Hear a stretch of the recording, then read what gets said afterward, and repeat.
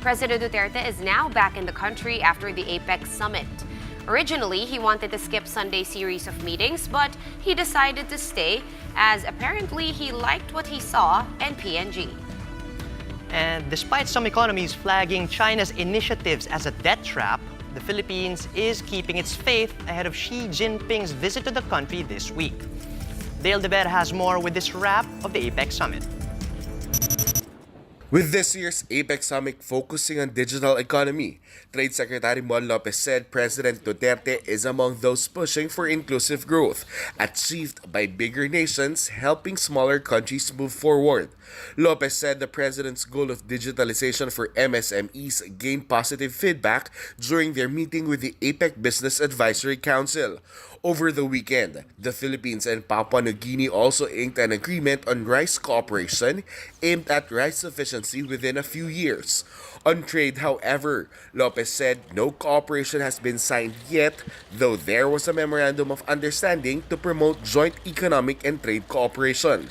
But Papua New Guinea's Prime Minister Peter O'Neill said that instead of the usual summit statement, they will be releasing a chairman's statement. In his closing press conference on Sunday, O'Neill said this is because the member economies failed to agree on the reforms they want to lobby before the World Trade Organization. Indeed, according to a draft of the leaders' declaration that one news exclusively obtained, major superpowers remain at odds over protectionism. US is pushing APEC to renew its commitment while China wants references on protectionism to be struck out in the statement. 我们应该旗帜鲜明反对保护主义、单边主义，维护以世界贸易组织为核心的多边贸易体制，引导经济全球化朝着更加开放、包容、普惠、平衡、共赢的方向发展，在开放中扩大共同利益，在合作中实现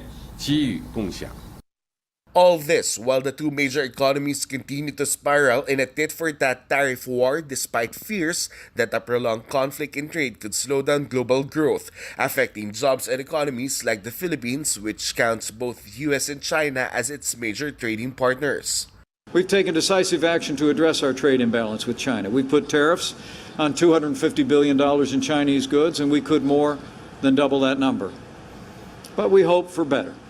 Both global powers are vying to take the helm in the region, but the Philippines clearly made a stand that it will maintain good ties with both countries.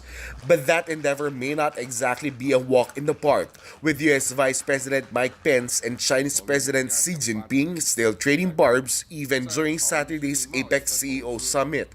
Pence referred to China's Belt and Road Initiative as a debt trap, and yet Finance Secretary Dominguez remains unfazed, saying this is unlikely to affect the Philippines. Dominguez downplayed reports that loans from China could threaten a country's sovereignty. He adds the country's agreements with Beijing will be reviewed to make sure it does not compromise the Philippines' independence.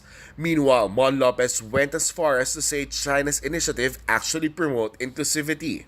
China has a big role to play because it's huge economy, huge market, and it's really important that China is opening up its market. So they also want the trading partners to prosper, and this is the kind of globalization that is inclusive.